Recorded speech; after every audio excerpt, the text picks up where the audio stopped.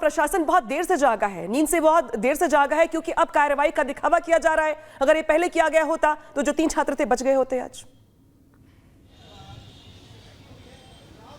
अनामिका बिल्कुल सही कह रही हो, ये बात छात्र भी यहाँ पर कहते हुए नजर आ रहे थे कि अगर प्रशासन पहले जागा होता तो जो हुआ है वो नहीं होता। बहरहाल इसी बीच सबसे पहले आप तस्वीरें देख लीजिए, एक बार आपको तस्वीरें दिखाते हैं और यहाँ पर बुलडोजर एक्शन देखने को मिला है। दरअसल यहाँ पर जो ड्रेनेज सिस्टम है अभी उसको चेक किया जा रहा है। एमसीडी के कुछ अधिकारी यहाँ पर इस वक्त मौजूद है और अभी वो चेक कर रहे थे यहाँ पर कि क्या ड्रेनेज सिस्टम ठीक है या नहीं। श्री राम आपको IAS इंस्टीट्यूट नजर आ रहा है, इसी के साथ साथ राउज इंस्टीट्यूट भी है, वो भी आपको दिखाएंगे। लेकिन इस वक्त आप श्री राम इंस्टीट्यूट के बाहर देख रहे हैं तस्वीरें, जो कि बुलडोजर 1 यहाँ पर है और ये बुलडोजर जो है यहाँ पर कार्रवाई करते हुए नजर आया। लेकिन सबसे बड़ा सवाल यही, जो कि यहाँ पर जो छात्र है वो भी पूछते हुए नजर आए थे कि यही कार्रवाई, यही ड्रेनेज सिस्टम अगर आपने पहले चेक कर लिया होता, और जैसा कि आप बार बार जब भी एमसीडी के चुनाव हुए थे या विधानसभा के चुनाव होते उसमें भी बात कहते हुए नजर आते हैं कि इस बार ड्रेनेज सिस्टम को ठीक किया जाएगा और जल जमाव की, जल भराव की समस्या है वो उस समस्या से 2-4 नहीं होना पड़ेगा लोगों को। तो अगर ये समस्या देख ले तो ऐसा नहीं होता। ये तस्वीर आपने देख ली श्रीराम की, और कुछ तस्वीरें आपको दिखाते फटाफट से, क्योंकि और जगहों पर भी बुलडोजर एक्शन देखने को मिला। जैसे कि आपको एक और इंस्टीट्यूट यहाँ पर नजर आएगा, यहाँ पर दूसरा बुलडोजर खड़ा हुआ है, यहाँ पर ऑलरेडी चेकिंग हो चुकी है। सुबह के समय यहाँ पर चेकिंग हुई थी और दोपहर के समय भी यहाँ पर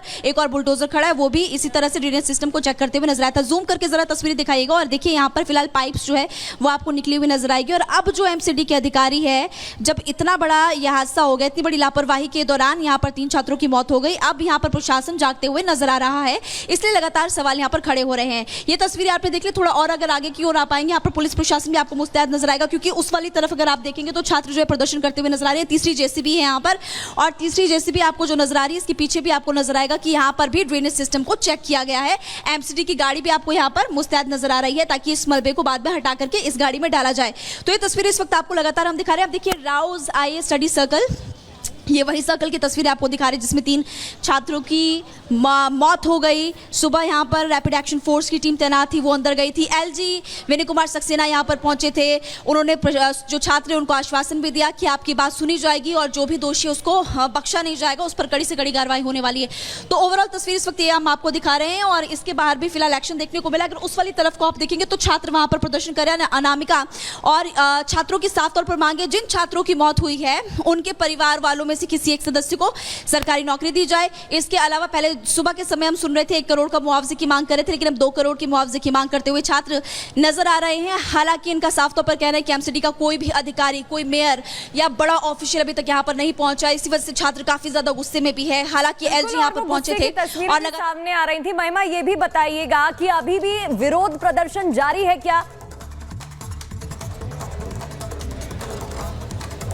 बिल्कुल आप सही कह रही हैं, विरोध प्रदर्शन अभी भी जारी है। एक बार आपको उस वाली तरफ की तस्वीरें दिखा देते हैं और वहां पर एक तरफ की तस्वीरें हमने आपको दरअसल बुलडोजर एक्शन दिखाना था कि किस तरह से कार्रवाई अब की जा रही है, लेकिन अब हम दूसरी तरफ आ चुके हैं क्योंकि बीच में बैरिकेटिंग की गई, पुलिस यहाँ पर मुस्तैद थी और कुछ छात्र जो है उनसे भी हम बात करने की कोशिश करेंगे।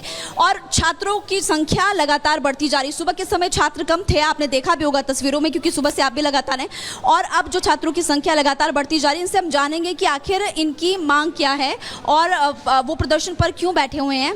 पूछते हैं इन छात्रों से, छात्रों की मांग क्या है, क्या मांग है? अभी हम पहले सुन लेते हैं फिर बताएंगे। अच्छा, आपको पता नहीं है अभी तक?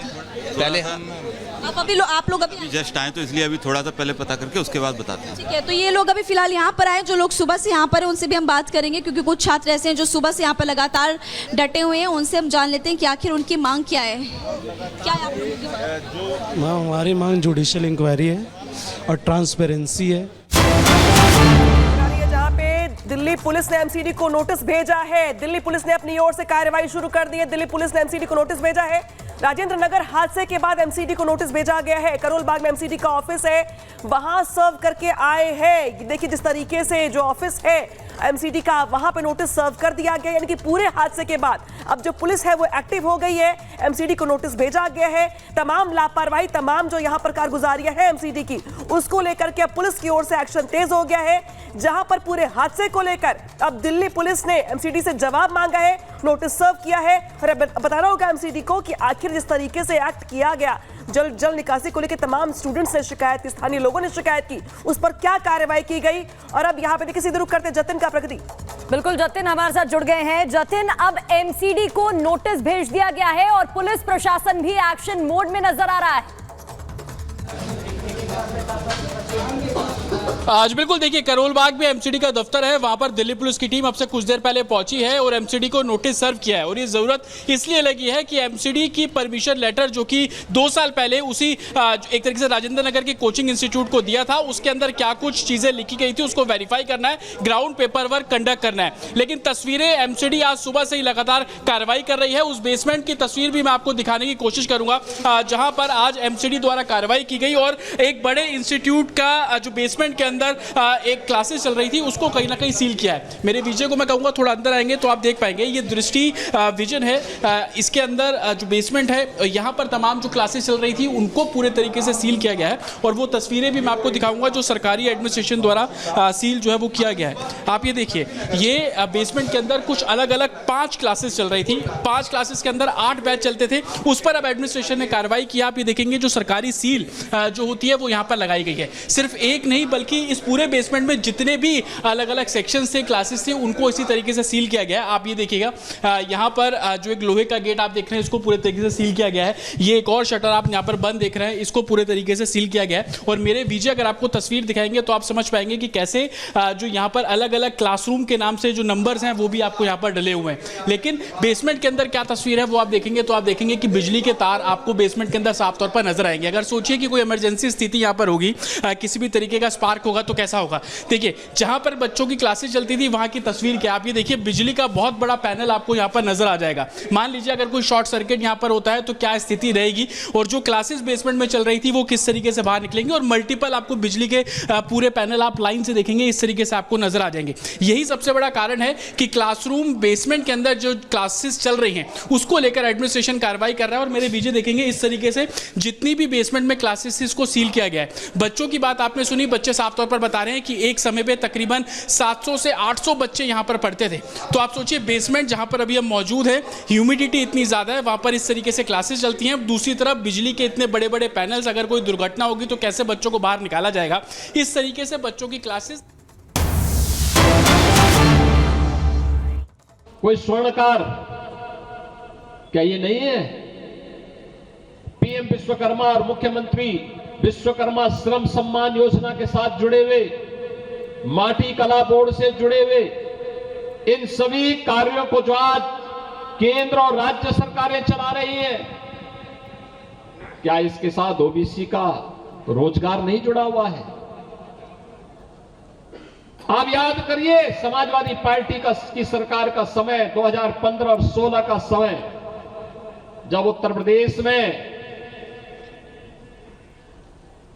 प्रदेश पब्लिक सर्विस कमीशन का परिणाम आता है, 86 एसडीएम की भर्ती होती है और 86 में से 56 एक जाति विशेष के हो जाते हैं।